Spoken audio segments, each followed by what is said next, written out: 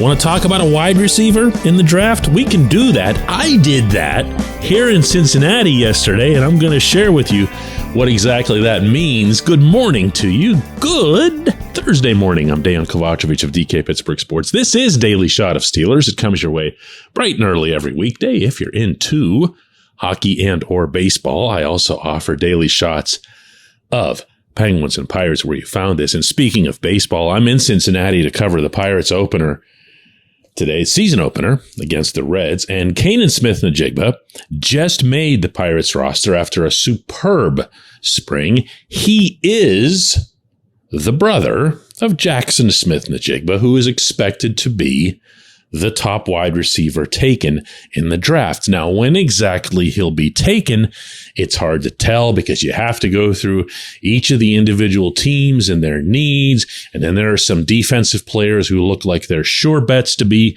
top 10 selections.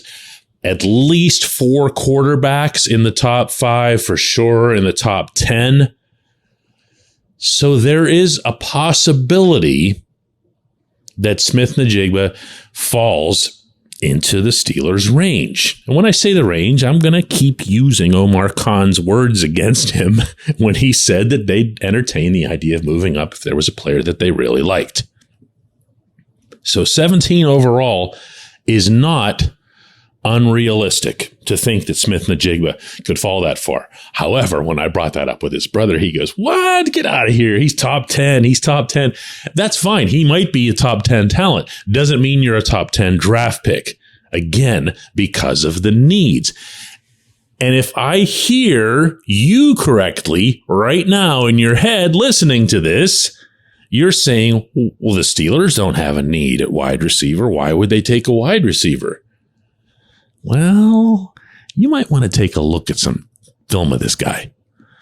He can make plays. He can make them out of nothing.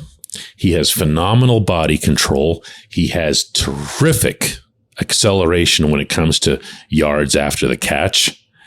And he's enough of a route runner and possession guy that you could see him putting up triple digits when it comes to catches. In other words, right, he could be someone who is a more likely replacement, if not immediately, but in the longer term, for Deontay Johnson.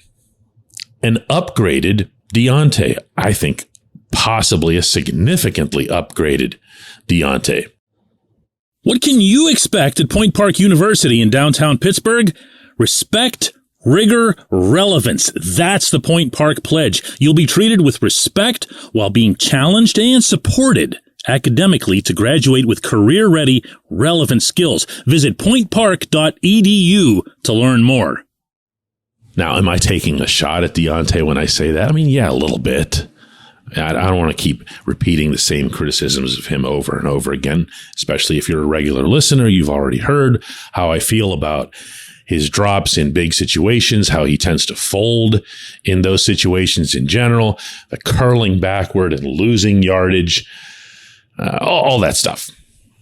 He's not an $18 million wide receiver in the NFL. I don't know that he's a $12 million wide receiver in a fair and equitable, all other things being ignored NFL. But that's what the Steelers have right now. It doesn't mean it's what they have to have after 2023.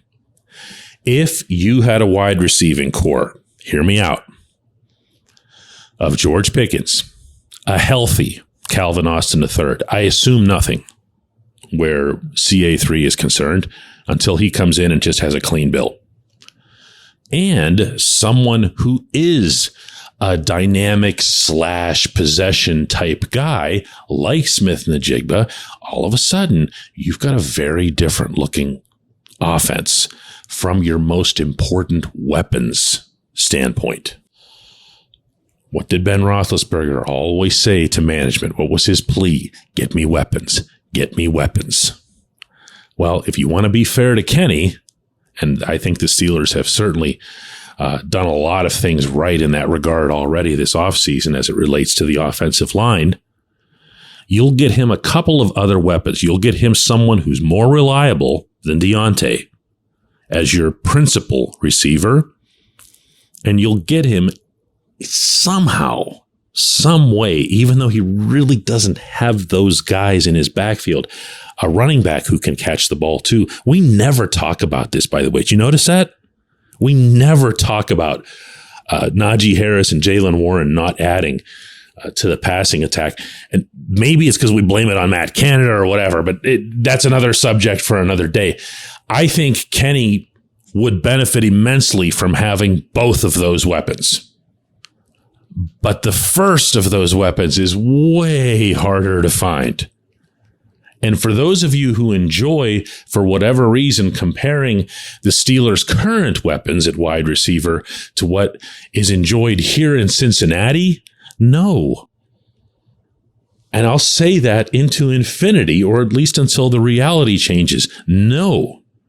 What Joe Burrow has here isn't just Jamar Chase. It's also T. Higgins. It's also Tyler Boyd. It's also a number of talented tight ends that he's had here. It's also Joe Mixon. And it's also, they have spent money, the Bengals have, on an offensive line. It hasn't been all that fruitful, but they've spent it.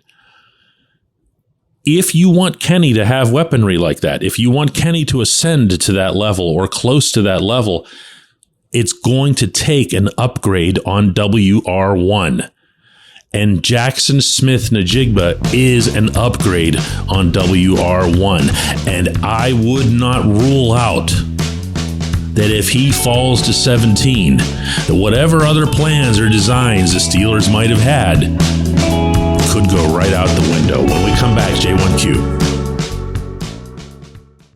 This segment of Daily Shot is brought to you by our good friends at Mike's Beer Bar. They're located on Federal Street, directly across from PNC Park. Mike has more than 500 beers on tap, including from more than 50 local breweries. Stop in and say hello. Tell Mike we sent you. Mike's Beer Bar.